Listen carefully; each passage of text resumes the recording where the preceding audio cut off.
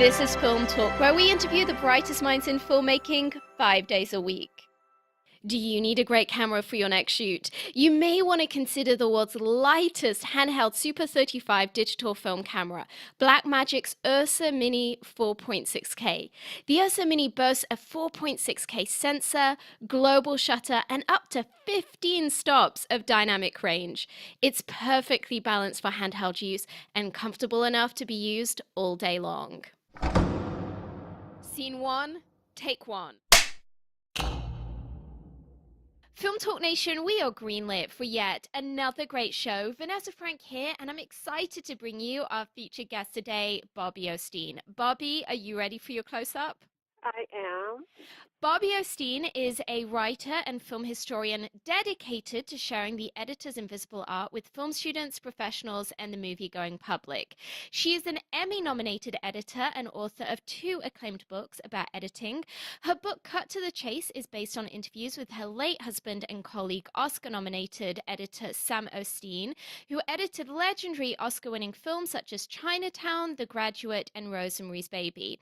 Her second book, The Invisible Cut, deconstructs classic movie scenes through a cut-by-cut analysis. Bobbie has taught graduate school workshops at NYU and contributes commentary and interviews about the art of editing for the Criterion Collection releases. She has moderated numerous panels honoring master editors at EditFest, as well as at Emerson College, UCLA, and 92Y Tribeca. She's now partnered with Manhattan Edit Workshop to regularly host an evening event series called Inside the Cutting Room. And she has written for such publications as Cinema Editor magazine, which recently named her film editing's greatest champion. Bobbie's next project is an authoritative, media-rich ebook called Making the Cut at Pixar, about the editor's pioneering role in computer animation. Bobbie, it's an honor to have you on the show today. Well, thank you. So, Bobbie, I am particularly excited to have you with us today because I, as of yet, have not had the opportunity to really interview many editors, and I truly believe that it is a vital part of the filmmaking process and absolutely core to the success of any movie. So I really just feel that we're all going to have the opportunity to learn a lot from you today. Before we get into kind of more specific questions about editing, I would love to know how you personally first got into the industry. I actually started out as a story editor, which was great background for everything I did after that, because I really learned about how to translate books into screenplays, which is a really difficult thing to do. In fact, a lot of great writers never accomplish that. And I got to work with Ray Bradbury and Howard Fast and some amazing writers and sit in on meetings and help them problem solve. So that was really a very exciting time. Wow. And then how did that transition into what you're doing today? Okay, so sort of not a direct path, but my father was an editor, Richard Meyer, who edited such wonderful films as Butch Cassidy and the Sundance Kid. Oh my gosh. And maybe not the typical parental kind of advice, but he thought that if I got into the union, it would give me some kind of job security. Yeah. So I graduated from Stanford University in anthropology, which was also sort of informed my work later, but that was not a direct path either. But so I got into the union. I started working as an assistant, and then I started editing. But I did realize that I was really interested in editing conceptually, and I really understood it. But I wasn't, this took me a long time to figure out. I wasn't really interested in the mechanics and the sort of spatial pre-visualization. That really wasn't my strength. And I really was a writer, and that was where my talents were. So I want to say something. I know you're going to ask me it down the line, but I think this is a good point to make, is that, what I really learned, wish I had learned earlier, but I'm still happy that I learned it, is that, everybody says follow your passion and, then you'll be successful, which I think is only partly true. I think you also have to figure out what you're good at. Yes. An example being, I'm passionate about being an actor, but you're not a good actor. So Yeah. you should not be an actor. Yeah. And it took me a while just trying different things to figure out what I was good at. Mm. And then coupled with passion, I was successful at it. But I think if you really know what you're good at and are passionate and you work your butt off, you probably will be at least somewhat successful, But I think you have to have both.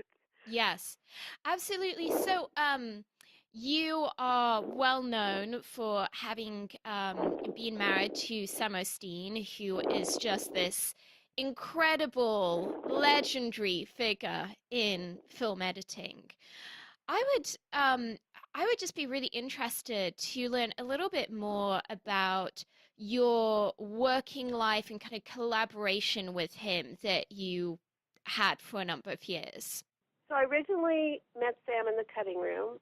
I was his assistant on Straight Time, which was a wonderful film, is a wonderful film, very underappreciated, I think. And subsequent to that, I worked with him for a while in the cutting room. In fact, I did get my Emmy nomination from doing a really interesting film about anorexia, a TV movie with him where he directed and I edited it, called Best Little Girl in the World. But at the same time, I was also writing, and I wrote my first screenplay and sold it very successfully, although it never was made. But I did start to realize that those two sort of elements merged together, editing and writing. Yeah. And the other thing that happened is we were married for 23 years, and so even when I wasn't in the cutting room, we were constantly talking about the films he was working on and the problems, and I would come in and look at screen material with him. And then we also did a lot of doctor jobs, which he are not officially didn't get credit for him, because that's what the nature of doctor jobs are. But we would work on those together, and they often involved write-ups, and I would write them up, what suggestions for what they should do to fix the films, because a lot of times they had to be completely reconceived and rearranged. Yeah. And so and this so was was this screenwriting kind of doctoring, or was this was this editing? It was editing, but it usually involved pretty radical changes. Yeah. So a lot of times he would go in the cutting room and actually re-edit, but sometimes we would actually write up suggestions, and so there was sometimes hands-on, sometimes not. Yeah. So I would love to ask you a question that is maybe I realize it's the question I'm about to ask you could probably write 5 full-length books on, but if you could briefly answer this, I'd be really appreciative. I would love to know, from your point of view, from all these years of experience that you've had, what makes a truly great editor? I think it's twofold. I think part of it is very specific. I do think you can't learn to be a good editor. You have to have certain inherent abilities. I think you have to have what would those inherent abilities be? Okay, for example, it's not a coincidence that a lot of editors are good musicians. Yeah. Because they have to have a great sense of rhythm. They have to have the ability to pre-visualize in a way that they can preconceive how shots are going to go together before they start cutting. Yes. Which not everyone can do. They have to just have a very strong visual sense to see how transitions work and framing and just what's compelling visually. But on a deeper level, it's about storytelling. And Sam used to say when he interviewed editors for a job, he wanted to see if they could tell a joke.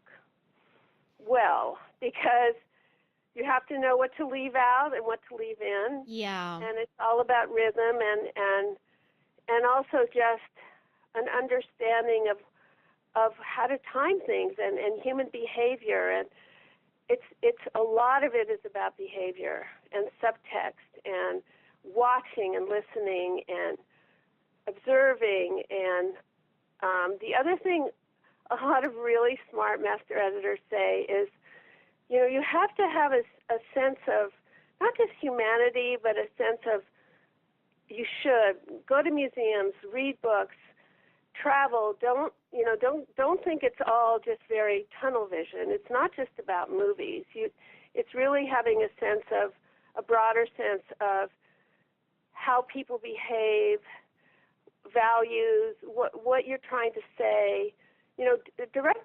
Editors have to have a macro and a micro point of view, and that's their real gift, is they have to give the director, they have to be that sort of the audience and not let the director fall in love with their, kill their babies, all their little precious, wonderful things. And is it serving the story? And that's the macro view. That's a really difficult thing to do.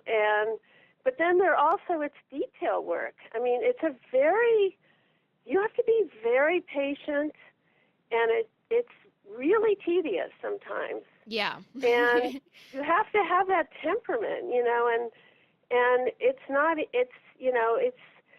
sort of, I feel this way about writing too. It's what separates, I'll say, the girls from the women instead of the boys from the men. Yes.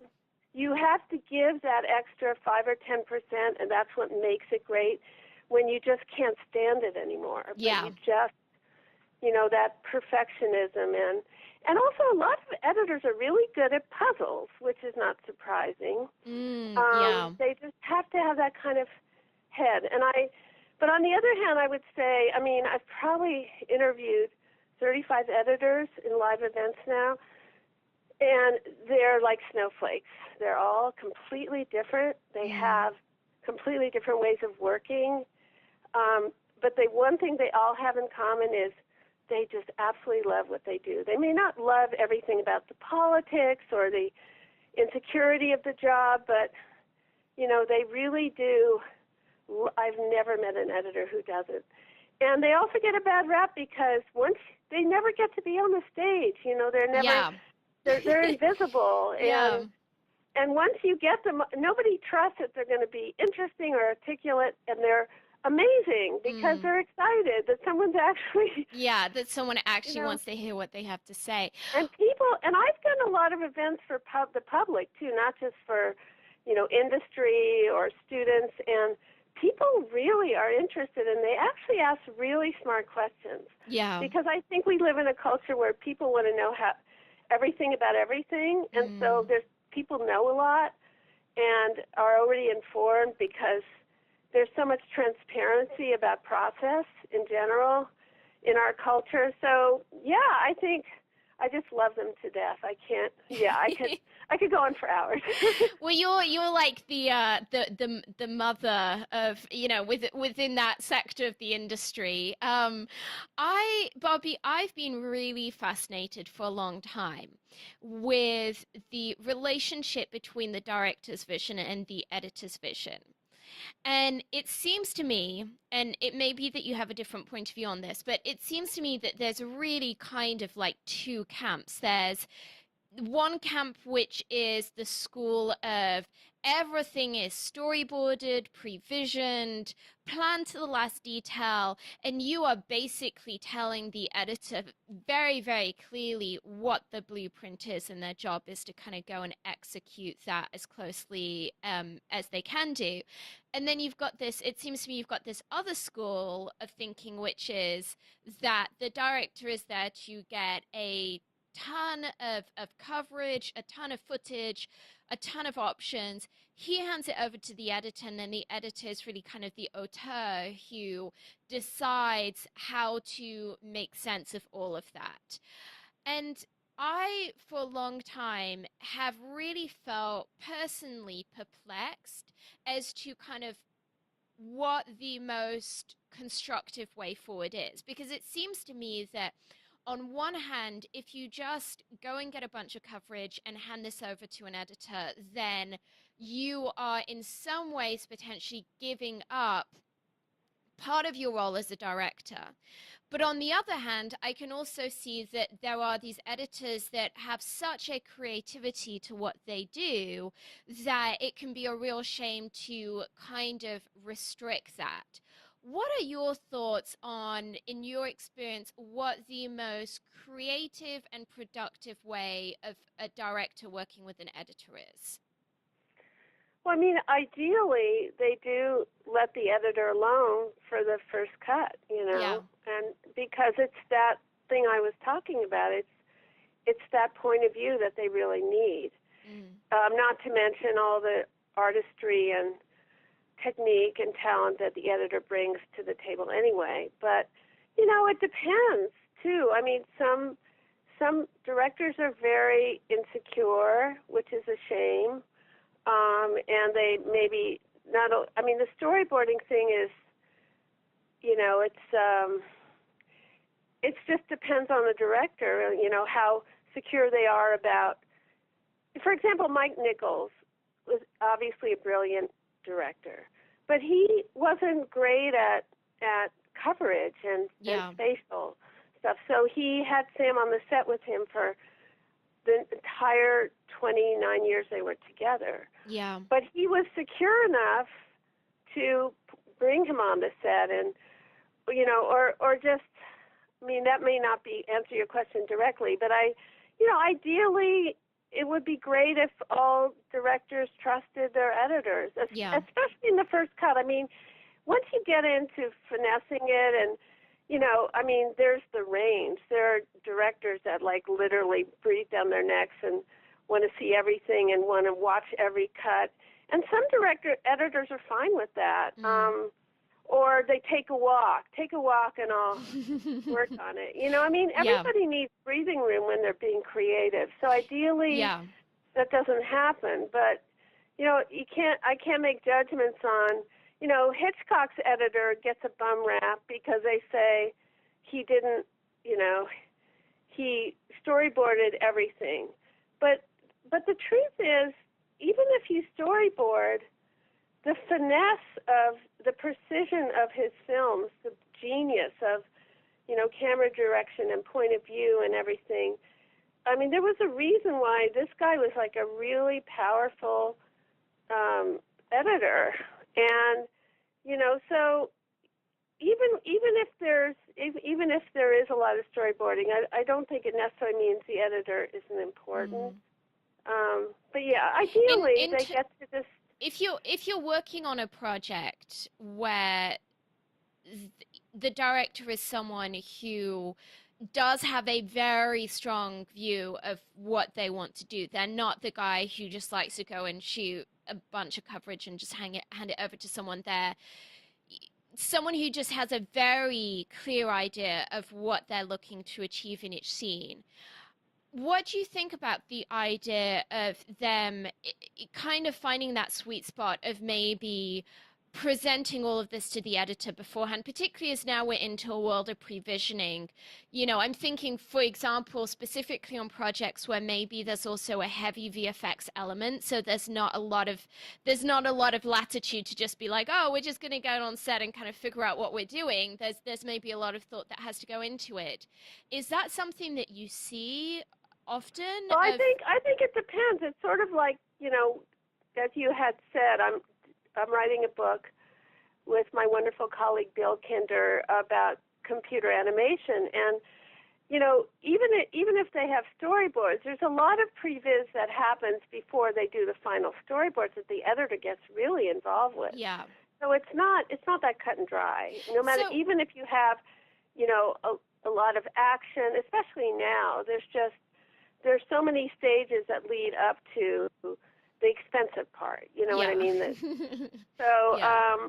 and I just think that, I mean, I could be wrong, but I think that no matter how much a director has a vision and is really smart with camera, even, or really, I think the smart directors and secure directors will want to hear from the editor. You know, Yeah, I can't absolutely. imagine that they wouldn't. I've never heard of a really talented, really smart, really secure director not doing that. From Yeah. all the interviews I've done, I've never heard of that. Yeah. I Yeah, mean, I think it's more of an insecurity thing, or you know, I just don't think that happens. I think that, you know, directors who really have directed, they know what an editor, how important an editor is. You absolutely. know, yeah. Absolutely. So I don't think Yeah. it's a real problem. Yeah, I'm a big believer in having the editor involved pre the shoot, during the shoot, after the shoot, and having, I feel like the more that you can have between the DP and the director and the editor, ongoing conversation, even in the preparation of the shoot, the more it's kind of like the more wisdom you're tapping into, right? Like the Oh better yeah. it's I going to mean, it's be. sometimes it's budgetary. I mean, when editors can be in on rehearsals, that's fantastic. You know, the Yeah. more some editors don't like to be on the set. They just rather have the objectivity of not having seen, you know, the actor had a Yeah, bad day, or absolutely. you know, Absolutely. whatever it is. And some of them are fine with it. I mean, it's very rare for an editor to actually be on set all the time anyway, Yeah. but sometimes they're called on. You know, they want input. A director would want input about a particularly challenging scene. You know, but Yes. Yeah. Yeah. I personally really like having the editor on set, and if they can't be on set, then I really like to take down notes to be able to hand them, because by the time the shoot is done, I'm not going to remember that I love take 3 of such and such shot. But I personally find if you can know all of that down, even if the editor disagrees with you, I just think it helps to have that record. It helps to streamline that communication process if you can be finding a way to communicate to the editor what your thoughts were, what your kind of gut reaction was on set when you were actually seeing the performance take place, with the thought that obviously it's just a suggestion, it's just an idea, but I think there is something to be said for being able to give some indication of what you felt was working on set, and also what the areas were that you maybe felt were an issue. Because the reality is, however much you plan your shoot in advance, there's always going to be stuff that just doesn't work out. And I think being able to really swiftly communicate to the editor what you personally feel the trouble areas are, it just helps them to to to get to that place that you want to be at in terms of a director. At well, least it's that's kind of my especially feeling. true now because the sad thing is, and a lot of editors talk about this, is that the editors used to sit by a director while they watched dailies, and that's when they would talk about that day Yeah. and say, you know, can you start with that shot, or see that thing that we did there, don't use that, or I really like this performance. And it wasn't just a dialogue between the director and editor, but also the cinematographer and other crew people, and that rarely happens anymore. Oh, yeah. Yeah, I mean, So with digital, it's that's out the hard. The window. editors really miss that. Yeah, yeah, no, I, Yeah. I can I can totally see that. To come back to this whole subject of animation and this new book that you have coming out, Making the Cut at Pixar, I think that even for a lot of seasoned film professionals, there's maybe less of a clarity as to what the editor's role is when it comes to animation, because it's obviously if you're not dealing with live action, it's a very different scenario than what most people have experienced when they were maybe in film school, or when they have been making their short films or their indie film projects. So I'd love it if you could kind of briefly explain to us what you see the main differences being between editing live action and editing animation. Oh, I would love to, because what happened is I did 2 edit fests, which is this festival that happens where there's a series of panels. And the first one was in New York with Ken Schretzman, who had just edited Toy Story 3. Then I did one in L.A. subsequent to that with Nicholas Smith, who edited Brave. And most of the audience was editors and live-action editors, and they were blown away. They could not believe how difficult the job is. Yeah. And how interesting it is. So, first of all, the book is an ebook, so we're going to use embedded video and a lot of visuals because it is such a natural for the subject matter. But so what happens is when a live-action editor is basically the final writer on a film. The film is what it is. It lands in the cutting room, and you can finesse it and shape it and manipulate, but there's only so much you can do. And there's also the production track is linked to the footage. Mm. The computer animation editor starts with literally a void. There's nothing. There's no production sound. There's just these primitive storyboards, and they have to they can do literally anything. They're not locked into anything, but it's sort of scary too that you have this blank canvas to work with. But the other thing that started at Pixar, because they were the first computer animated feature film production with Toy Story, they really right away.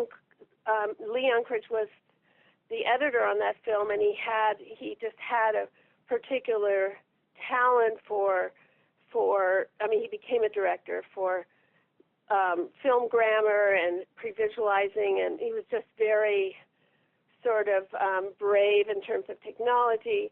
But they brought the editor right into the process even from the story pitches. Mm. So they are a writer throughout the film, if you want to use that analogy of writer. Yeah. So they're giving input about shots they need, lines they need. They're sitting in on recordings of the actors who are never together, even though publicity are rarely together. So they're literally recording line by line in separate rooms, and they have to make that interaction from scratch. There's no interaction, so things like that. And then there's this whole stage called layout, which is virtual cameras in virtual space, which is also a free-for-all because you can do anything. Yeah. But you don't want it to look like a video game either, so you have to sort of be grounded by film grammar. And the editor, it's like the editor sitting on the set and saying to the cinematographer, I think we're going to need that extra shot, or can you do an over here or a close? So, and then even in animation, which is the final expensive stage, they sit in on animation dailies, and they have to worry about hookups, and the artist can do something beautiful, but maybe it kills the rhythm of the scene, or the transitions don't work. So they're on these productions for like 4 years. Wow. 3 or 4 years. So it's incredibly, because it's digital, it's incredible amount of media, and the management of media, and just thousands of emails a day, and meetings and screenings, and it's really hard to keep focused too. Yeah.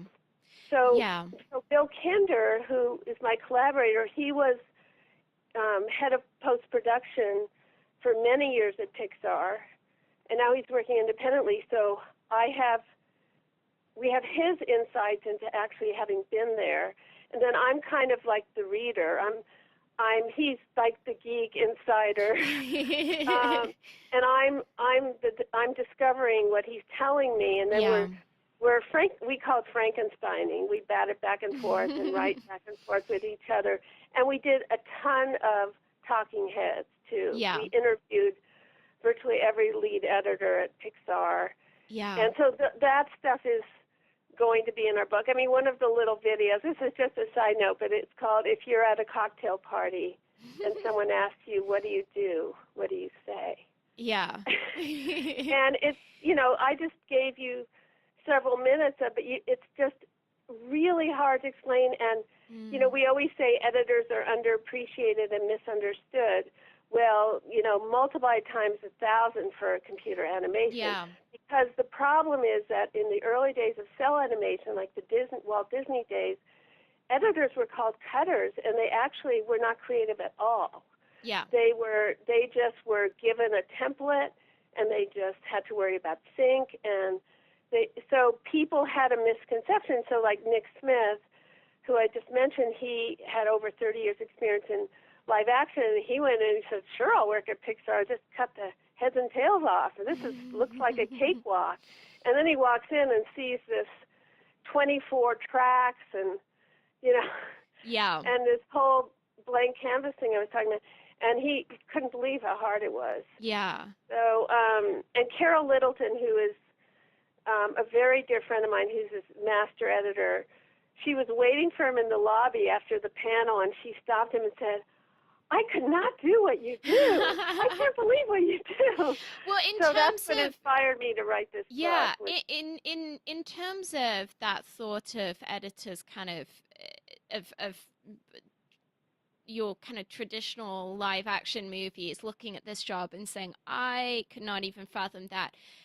Having spent as much time as you have with some of these editors of animated movies, do you find that it's more gratifying for them, the fact that there is such a wide perimeter on what can be done, or is that actually just something that it's almost more pleasant to be working on something where choices have been locked in and there isn't as wide of a range of options?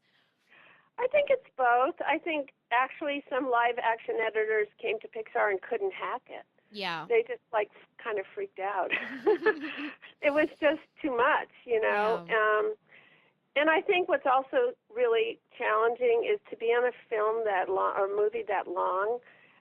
All the pitfalls of being an editor are multiplied, like objectivity. Like something was funny the first year, and by the third year, it's not funny anymore. Yeah, of course. And you have to remember what you originally felt. Yeah, wow. I had never even thought about that. Yeah, and everybody's so, like, at Pixar, they're so talented and excited, and it's just culture, and the editors are called like the snarky ones, like the entertainment killers or the comedy killers, because they still, like all editors, they have to say, yeah, that's beautiful, but does it serve the movie? Yikes. So yeah. that role is magnified, but on the other hand, like I can only speak from my experience at Pixar, and it is pretty amazing to be in that culture because it's genuine, and there's all these geniuses running around. Yeah, I mean, it's like it must be one of the most creatively rich working environments in the world. It's a lot of the .com culture thing, the Steve Jobs sort of, being where they were at that time. I think, it's deceptive. It looks like, they're riding around in scooters, which they are, and they have swimming pools and yoga classes, but they're working their asses off, Yeah. And it's really hard. It's a lot of years and really hard work. Yeah. I mean, they have humane conditions, and people don't work crazy, but it's deceptive, people are very intense about their work. Yeah, they're very passionate people. Bobbie, in terms of the evolution of the film industry, you've mentioned during our time together a few of the transitions that we've seen. We had the era where editors were called cutters, and basically they were just there to like stick pieces of celluloid together in some ways. And then we transitioned into a digital era, and all of the new things that have come with that, such as coloring, which, it always amazes me to remember just how recent this whole area of coloring is. And, and now we're into this really exciting world of pre-visioning and having digital cameras that allow us in post-production to choose our focus and our angles, and to be able to make all kinds of choices in post that up to very recently weren't an option. in that context, what do you feel is the most important thing for our listeners to understand right now about the evolution of technology and editing within the film industry? I mean, my opinion is that nothing should change in terms of the basics. I think what editors are frustrated about and complain about is that digital shooting, a lot of times directors don't have as much of a plan. Yeah. Well, and one editor called it hosing it down. You know, so it's sort of like what you could say about digital editing too. Like when you were working on film and you made a splice and you changed that cut, that splice would show. Those two splices would show. You'd have to pull the tape off, and so you would think really hard about every decision you made, and you wouldn't just sort of, oh, it doesn't matter. Yeah. So because it's so much more inexpensive to shoot digitally, directors can do that too, like not even have slates, or the editor will find it. Don't worry about it. Yeah. And that's not true. You still have to have a plan. You may have some luxury. I mean, it's great that it's malleable. It's great that you can make a lot of changes, and you have the luxury to shoot more things that you might not shoot otherwise, but you have to know where you're headed. Yes. It's true of writing, it's true of editing, it's true of shooting. Yeah. So I don't think people should get infatuated with the idea that you can shoot anything. Mm. Yeah, it's part of the reason that I'm a pretty strong advocate of storyboarding and pre-visioning and doing all of that, because I think otherwise it can just lead to you really wasting a lot of opportunity on set. It's kind of like if you don't have a plan, then you end up with something that by definition is going to be mediocre. And personally, the same idea as planning with the computer animation. Like, why do they spend 2 years at the storyboard stage? Because it's cheap. Storyboards are cheap, and they just throw things out constantly. But then once they're finishing and going to the next stages, they know where they're going. You know. Yeah. And like you said, if you spend a lot of time in storyboards and in the story room, even in live action, you're going to be the better for it always. Absolutely. You know? I am personally really excited about the prospect of some of these cameras that we're seeing that do allow you to be able to change the focus and different elements like that in post. But I would say for me, the way that I would want to use technology like that is to have the option to fix things that for whatever reason didn't work on set, as opposed to using it the way that I fear some people would want to use it, which is to avoid having to make decisions on set and then view it as we're just putting a camera in front of something and we're going to make all of our decisions in post. Exactly. I totally agree with you. Yeah. But, I mean, it's like with any evolution of technology, you're going to have people who are going to use that technology according to their personal ideology. And I do think that there's a lot of people who don't want to have to take that level of assertiveness on set, and they don't want to have to do the work in the early stages. It's just I think that there's kind of a tendency to want to put things off as much as possible. Anyway, well, Bobbie, we're about to enter our final act, in which we're going to be getting some of your top recommendations. But before we do so, let's take a brief moment to thank our sponsors. When you're putting together that masterpiece movie, the coloring is a major creative decision. It can make the difference between whether the audience interprets your story as warm, cold, dark, or light, and it can help define the genre of the film. Here's a quick tip.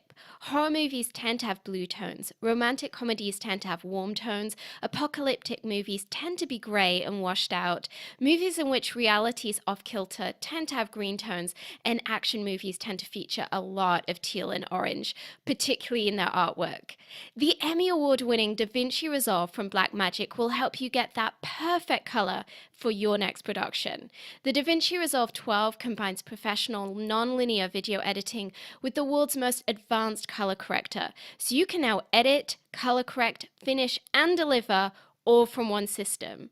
The DaVinci Resolve is completely scalable and resolution independent, so it can be used on set, in a small studio, or integrated into the largest Hollywood production pipeline. From creative editing and multi-camera television production to high-end finishing and color correction, only DaVinci Resolve features the creative tools, compatibility, speed, and legendary image quality that you need to manage your entire workflow, which is why it is the #1 solution used on Hollywood feature films. Bobbie, welcome to the final act where you'll be sharing incredible resources and mind-blowing answers. Are you ready? Yes.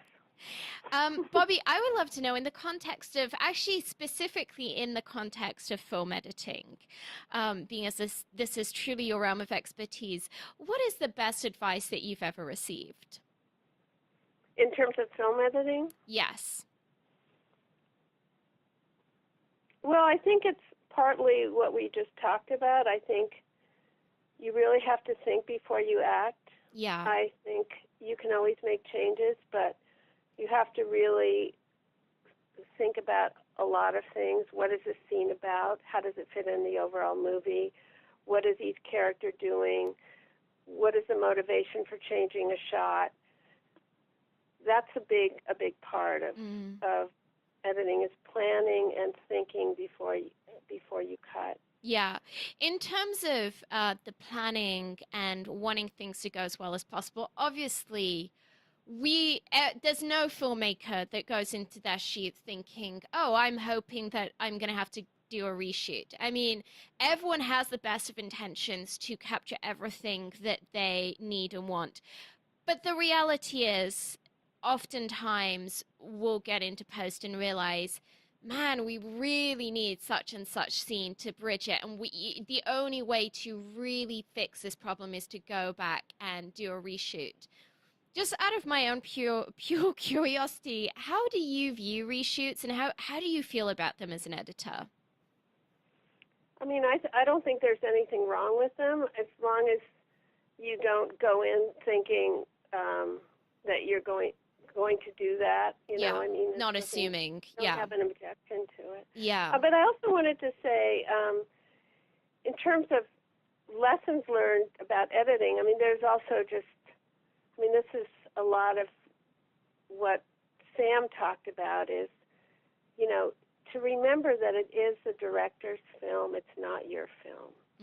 And so check your ego at the door and pick your battles. I mean, the whole thing about I make the analogy, which I'm not the first one to do this, but the marriage of the director and the editor, that it is very much like a marriage.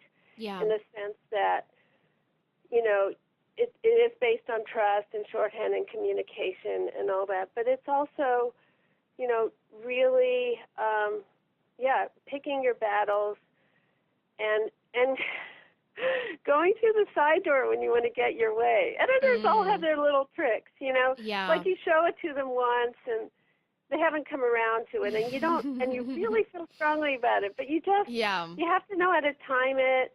And you know, it's a very insecure business. I mean, it's scary. Like when a director has to look at that first cut, they want to vomit. You know, it's like, oh my God, this is it. Yeah. And an editor has to be really empathetic to that. Yes. You know, it's and also, I mean, to they're not on the line. They're really not on the line the way the director is. And I think, you know? as well, there's just even the psychology with the fact that you get to a point where you're so saturated with this project, and having that wisdom and having an editor who understands when it's just that you need to take a step back, or that you have been looking at the same scene for too long and you just maybe need to just give it a few days and come back to it.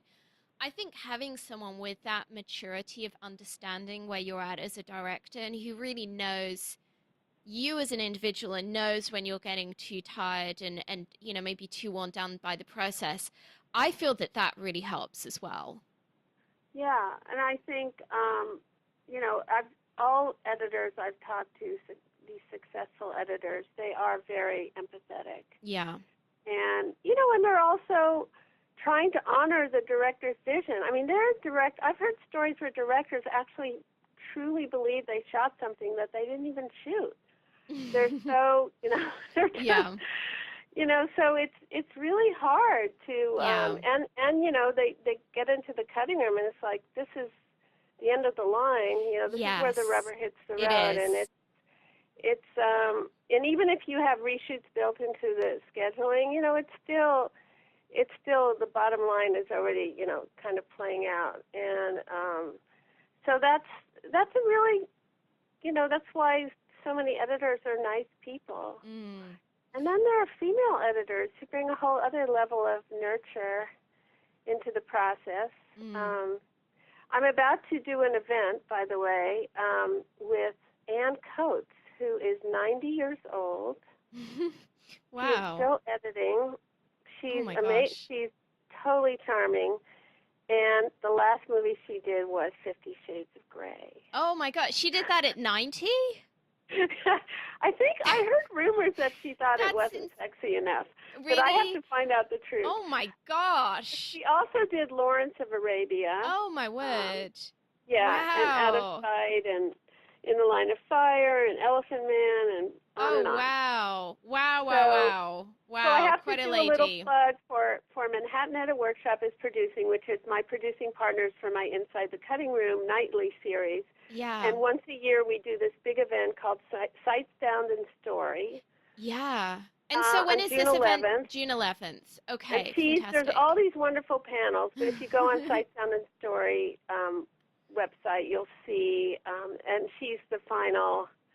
But I last year I did William Goldenberg, and the year before was Michael Kahn, Spielberg's editor. Oh my forever. gosh. Wow. Wow. Yeah, so I get the legends, try to get the legends Yeah. for this. It's really Yeah. fun. But That is outstanding. Well, Bobbie, I love to get our guests to recommend to our listeners a book that they feel has been really instrumental to their career. And we always include the link to that in the show notes. So I'm definitely going to be including in the show notes the link to your book, The Invisible Cut. And am I right in thinking Making the Cut at Pixar is not out yet? no, but Okay. it will be out soon. Fantastic. No, I would recommend Cut to the Chase too.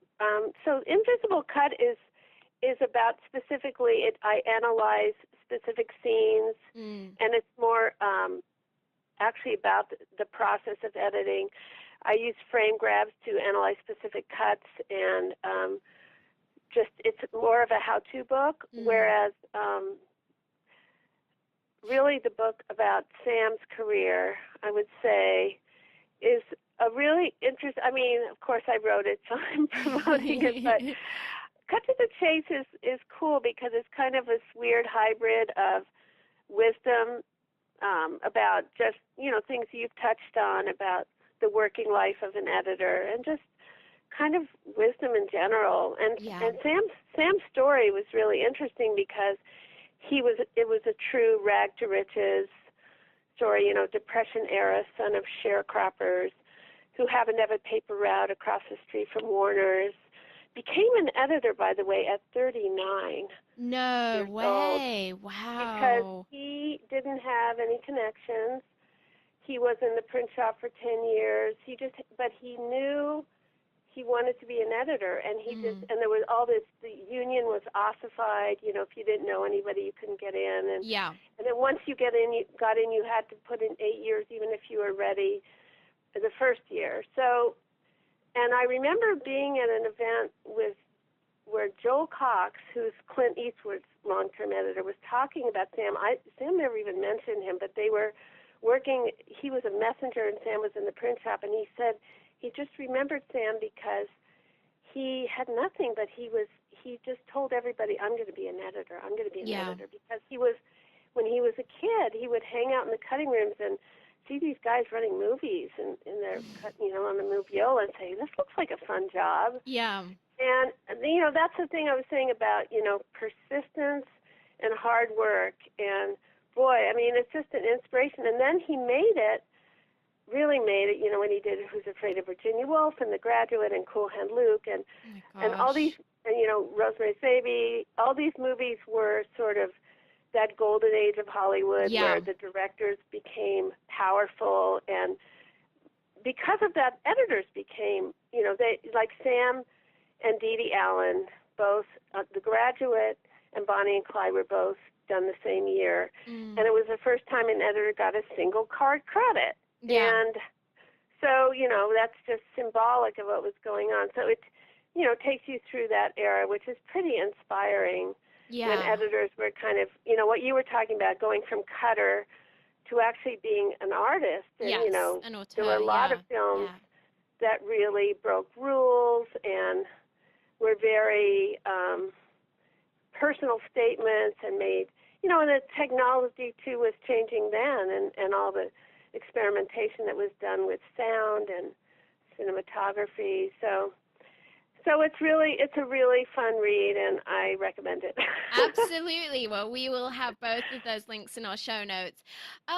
Bobbie, as someone who's been around the industry for a long time, I'm just wondering if there is a website or an app or some form of digital resource that you would really recommend to our listeners as being a great resource to get their hands on. Well, I'm a huge fan of the Criterion Collection in general. I've worked on 5 films with them now in various capacities, commentary and interviews, and they are amazing, just the people that work there. But their website is great. I mean, it's all free, and the content is just really interesting. Because their resources are so great, it's like the ultimate university of film. Because when they do their supplements, they're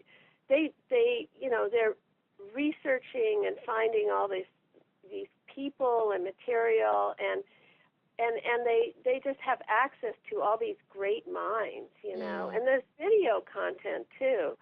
So, and I'm a fan of Hulu Plus because there's, I think, 900 Criterion movies on Hulu.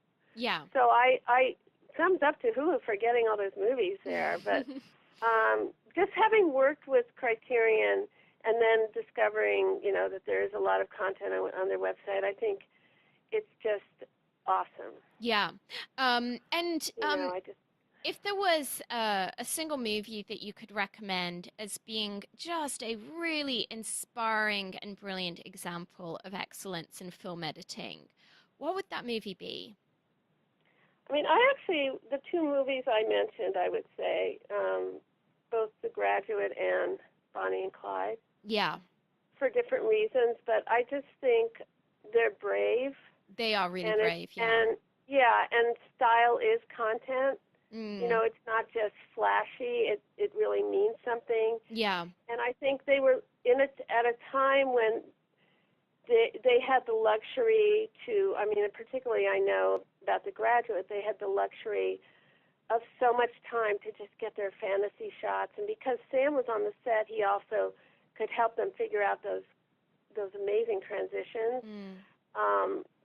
And working with the cinematographer, the great cinematographer as well. But, I just think that it's just an interesting thing that The Graduate, because I've done a lot of events with The Graduate, and I've also had the line script, so I was able to see basically what dailies were. Yeah. And that they shot it also very conventionally, and then threw that stuff out and just went crazy on a lot of things. That was really interesting. But if you ask any audience, it doesn't matter, every audience I've asked, and there's been numerous, you say, have you seen The Graduate? Everybody raises their hand. Yeah. How many movies made in 1969? You know what I mean? Not that many. Not that many. I'm sorry, I think it's 1967. I think I just misstated. But at any rate, I think that's like an amazing thing, and it's indicative of how it resonates with people, too. And they, this is not completely editorial, but I think also they really walked a tightrope on that movie. It was kind of farce and drama It was. It and it was. It kind of hit a snaps lot your of head points. around. And yet, why does it still speak to people? Because it was this sort of thing I was talking about as well, that you ultimately have to tell a great story, and you have to, the other thing I really loved about the editing of that film is there's a very strong point of view. The point of view of Benjamin is almost 100% in that movie, It is. and Mm. and it's visually, and it's with sound, and it's, there's so many, and how powerful when you have a point of view that's strong, how powerful that can be in terms of engaging your audience. And they had no idea what they had. They didn't. There was, casting Dustin Hoffman instead of Robert Redford, was pretty risky. Yeah, well, talking about risky, I really love that you mentioned Bonnie and Clyde because I feel that it was so much of what they did with that movie was really gutsy, particularly just in terms of editing. The choice that they made to, at a time when most movies would go the very conventional route of having an establishing shot and as the opening of the movie, the fact that they really went with that kind of French New Wave kind of idea of we're actually gonna the first shot of the movie is gonna be a close up, and the whole first scene of the movie you don't have that great of a sense of the location of the movie, and you discover the location more so as the movie continues. I mean, now that's something that is a lot less striking, but at the time it was absolutely radical, and I would imagine that the editor must have been a big part of that conversation of just of saying, um, let's do something that isn't just your conventional kind of run of the mill movie. Well, what's interesting is when they interviewed Dee Dee, the great Dee Dee Allen, who was the Yeah. editor of Bonnie and Clyde, she wasn't a particular fan of New Wave films. Really? No, she said, I didn't watch New Wave films, and I don't know what you're talking about. I think, but it's interesting. I think It must have again, been in the style is ether content. it must have been in the ether at the time. There was clearly Yeah, well, something going I on. just think breaking rules, Yeah. that you could break rules, and Yeah. she just happened to be a Which very was, I guess that was the zeitgeist of the era at the time, and maybe right, that and just and trickled she down was into the about filmmaking. emotion. She was. I interviewed actually several times Jerry Greenberg, who cut the final scene, the shootout at the end, Yeah. as well as numerous scenes, and Dee Dee Allen was his mentor, and she was really just very courageous, and she just was always about. She had a theatrical background. She was very much about emotional cuts and just performance and just feeling her way through it instinctually and trusting your gut. That was what she always said, trust your gut. So that's the great editors, or all great artists have a lot of courage in their own convictions and their own instincts, and she was given free rein to show them, and I think that opening scene says it all. It does. It's absolutely iconic, and I can imagine at the time for audiences that were seeing it in the context of the era where everything that they pretty much seen up till then, unless they were watching European cinema, was very much that idea of, oh, we've got, the beautiful establishing shot, and then we slowly get introduced to the characters. It must have just been absolutely radical, and I can just imagine it must have been really invigorating and exciting for people to really start getting this idea in their minds of, wow, movies can be not just one thing, they can, movies can come in all kinds of formats. What's also interesting is, and you're right, it was in the air, but even though Sam and Dee Dee, Sam wasn't a particular fan of New Age or even foreign cinema, New Wave. No, he really wasn't. But you wouldn't think so looking at his work. No, but the directors were. Yes. I think particularly, all these sort of intellectuals, New York Arthur Penn, who directed Bonnie and Clyde, they were New York intellectuals, and Mike Nichols, and they were, this was a hot thing to do, to go to film, foreign films and watch Bergman and Antonioni and, Godard, and so it was swimming in their heads when they were making these films. Yeah. So certainly, it's like the editor has to interpret what's given to them and make the most of it. So they did some crazy stuff too, and the editor was just was smart enough to make the most of it. So it was definitely in their heads. That is so fascinating. Well, Bobbie, I would gladly spend all day discussing film history and editing with you, because this is so fascinating. Unfortunately, it's now time for the martini shot. So I would just love to know what parting piece of guidance you would love to share with us. Be nice to everybody. Yeah. Seriously. I could talk about editing that way too, but just in general, you never know who's going to be on a bike yesterday and it's going to be a producer tomorrow. Yes, absolutely. It also feels good to be nice. It's better to be nice. Yeah. But if you take two editors that are equal in talent, and one of them is really a positive personality, positive about the work, nice to work with, collaborative, versus someone who's a curmudgeon and, has a temper, whatever, and you're in a small, dark room with a lot of pressure and a lot of artist anxiety, you're going to choose the one that's fun. Oh, yeah. You know what? It's the question I always ask myself, when you're looking at prospectively working with an editor is, do I want to be stuck in this room, in a small room with this particular person for several weeks? Because that it's going to be emotionally draining, it's going to be exhausting, you're going to have to watch the same scene 2,500 times, and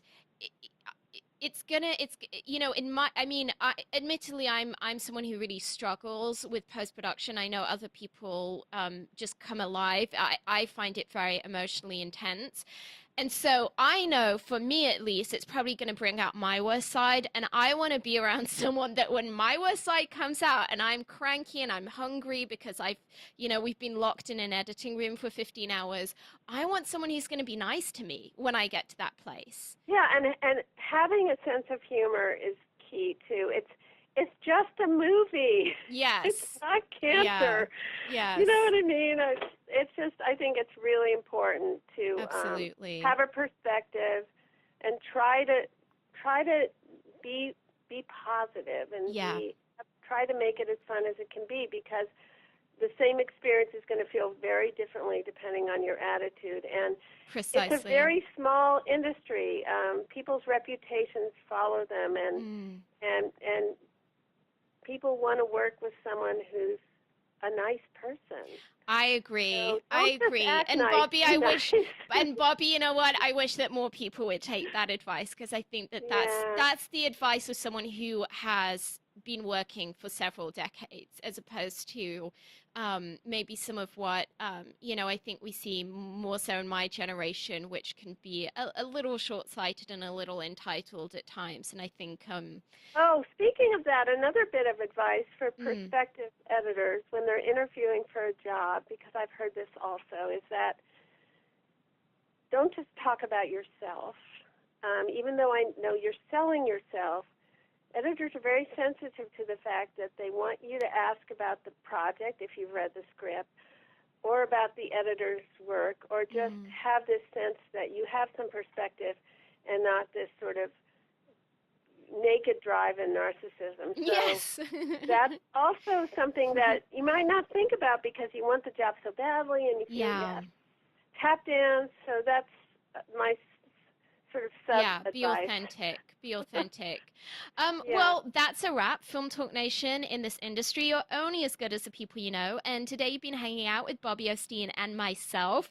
If you want to go the extra mile, head over to filmtalkpodcast.com and type Bobbie O'Steen into the search bar. The show notes from today's show will appear along with everything we discuss, like Bobbie's recommended book and movie. Bobbie, we appreciate you sharing your priceless insight with us today. Film Talk Nation thanks you, and we'll see you on the red carpet. Okay, thank you. It's been a pleasure.